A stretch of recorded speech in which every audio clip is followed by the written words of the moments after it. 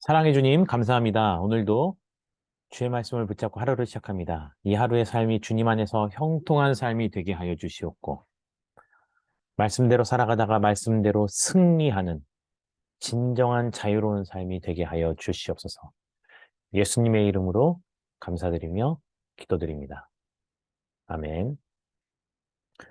말씀 봉독하겠습니다.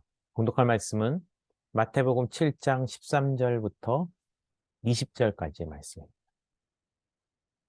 마태복음 7장 13절부터 20절까지입니다. 함께 봉독할까요? 좁은 문으로 들어가라. 멸망으로 인도하는 문은 크고 그 길이 넓어. 그리로 들어가는 자가 많고 생명으로 인도하는 문은 좁고 길이 협착하여 찾는 자가 적음이라. 거짓 선지자들을 삼가라. 양의 옷을 입고 너희에게 나아오나 속에는 노력하는 일이라. 그들의 열매로 그들을 알지니 가시나무에서 포도를 또는 엉겅퀴에서 무화과를 따겠느냐. 이와 같이 좋은 나무마다 아름다운 열매를 맺고 못된 나무가 나쁜 열매를 맺나니 좋은 나무가 나쁜 열매를 맺을 수 없고 못된 나무가 아름다운 열매를 맺을 수 없느니라. 아름다운 열매를 맺지 아니하는 나무마다 찍혀 불에 던져지느니라. 이러므로 그들의 열매로 그들을 알리라. 아멘. 오늘 말씀의 제목은 좁은 문으로 가는 참 선지자입니다. 오늘 말씀을 간단히 정리하면요. 이렇게 정리할 수 있습니다. 시작은 좁은 문으로 가라는 거죠. 좁은 문 하면 무엇이 생각납니까? 저는 앙드레 지드의 작품 좁은 문이라는 것이요. 가장 먼저 생각이 납니다. 마침 제목도 똑같죠. 그 책의 내용은요. 이렇습니다. 주인공은요. 확률로 따지면 정말 평범하지 않는 타락하고 나태한 삶을 살게 됩니다. 그렇게 선택하는 사람들은 사실 그 비율로 보면 소수에 속합니다. 그런데요, 주인공이 선택한 길을 보면 극소수의 사람이 될 수 있지만 우리 인간들의 내면의 심리 상태는요, 자기가 어렵고 힘든 일을 겪게 되면 피해의식을 갖게 됩니다.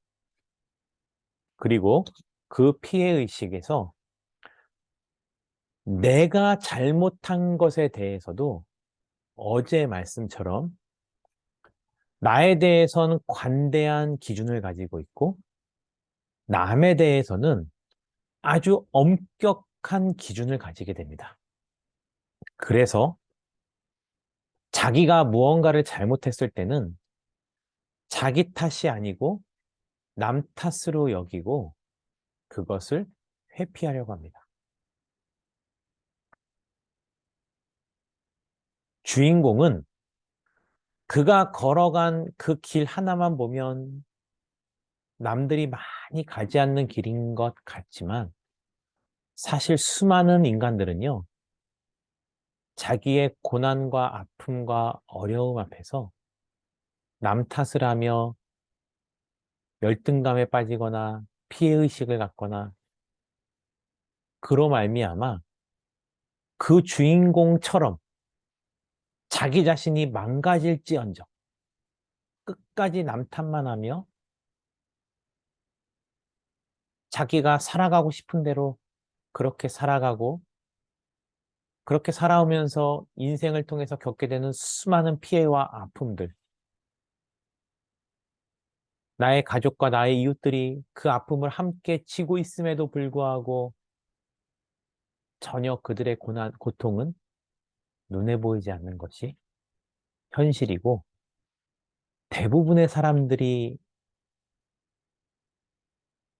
행동하는 모습은 달라도 선택의 기준은 다 비슷하다라는 거. 왜 예수님은 우리에게 좁은 문으로 가라고 말씀하셨을까요? 진짜 그리스도인이라면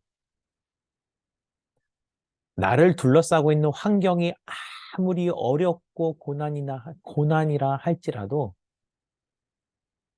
그저 내 마음에 끌리는 대로 살아가는 것이 아니라는 것입니다. 오늘 본문의 말씀을 보면요. 좁은 문으로 들어가라는 거죠.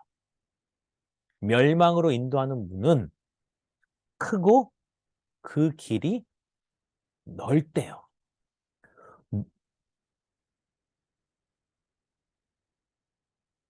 멸망으로 인도하는 길은요, 크고 넓어서 누구든지 쉽게 갈 수 있다라는 거.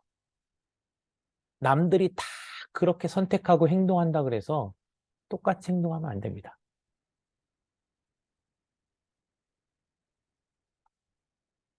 생명으로 인도하는 문은요, 좁고 길이 협착합니다. 단기 선교로 갔을 때 지프니를 타고 산에 간 적이 있습니다. 길이 얼마나 좁은지 차창 밖으로 내다보면요, 바로 낭떠러지가 보입니다. 너무 무섭더라고요. 그 좁은 길을 굳이 가야 할까? 우리 그리스도인들의 삶이 그와 같은 겁니다. 내가 굳이 그 길을 걸어가야 할까?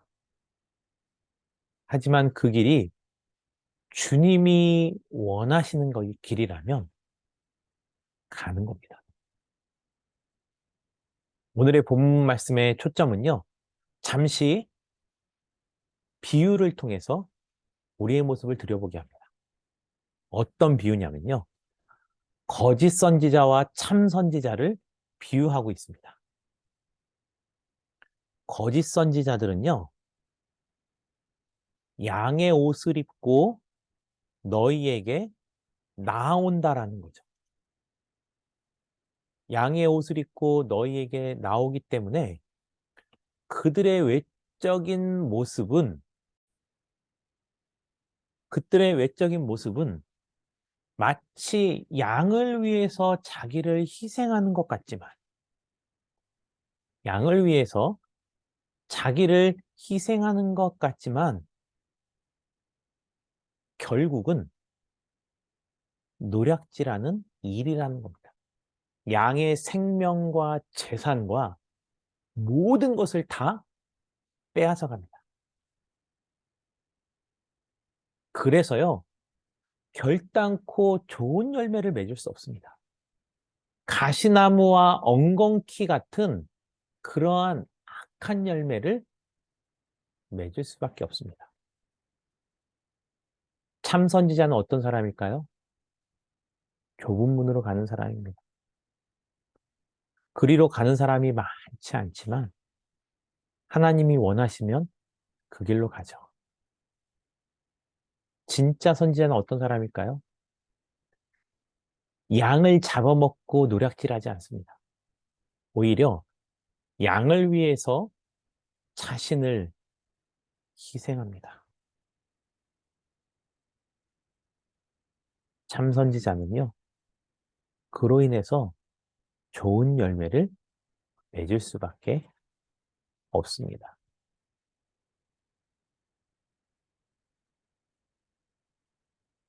사랑하는 성도님들, 지금 여러분들이 걸어가고 있는 그 길에 들어서는 문은 어떠한 문이었습니까? 그 길을 가고 있는데 함께 걸어가는 자들이 많이 있습니까?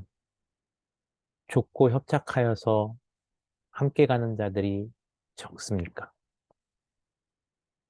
여러분이 선택한 그 길로 인해서 여러분들은 점점 배부르는데 우리의 그 배부름 때문에 누군가는 궁핍하고 있습니까?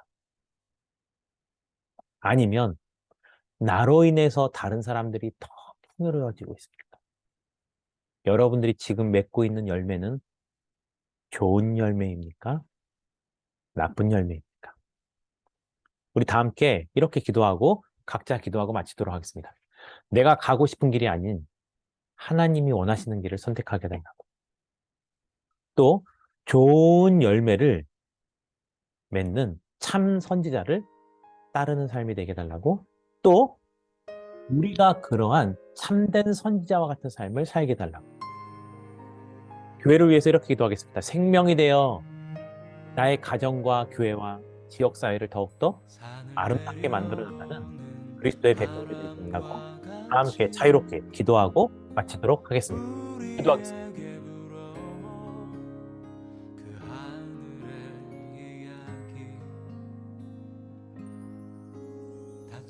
우리 마음 자유케 하던 그 나사렛에서 한 목수의 이야기 나와 같은 이도 복이 있다던 이전엔 한 번도 듣지 못한 이야기 우리 이마에 맺혀있는 땀들 진저리 쓰다듬던 예수님의 이야기 메마른 땅 위에 내리는 비처럼 흐르는 내 땀방울로 부는 바람처럼 나를 향하신 그분의 마음 널 사랑한다 참 귀하다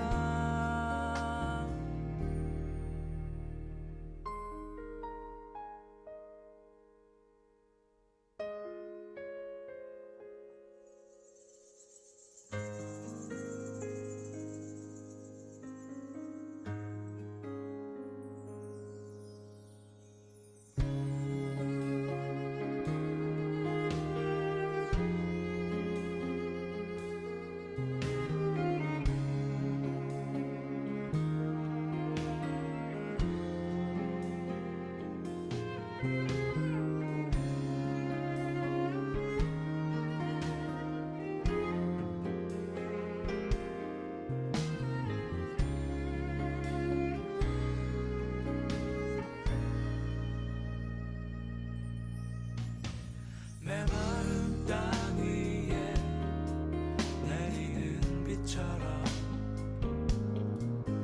흐르는 내 땀방울로 부는 바람처럼 나를 향하신 그분의 마음 널 사랑한다 참 귀하다 나와 같은 이도 복이 있다던 이전엔 한 번도 듣지 못한 이야기 와서 나의 마음 자유케 하던 그 나사렛에서 온 한 목수의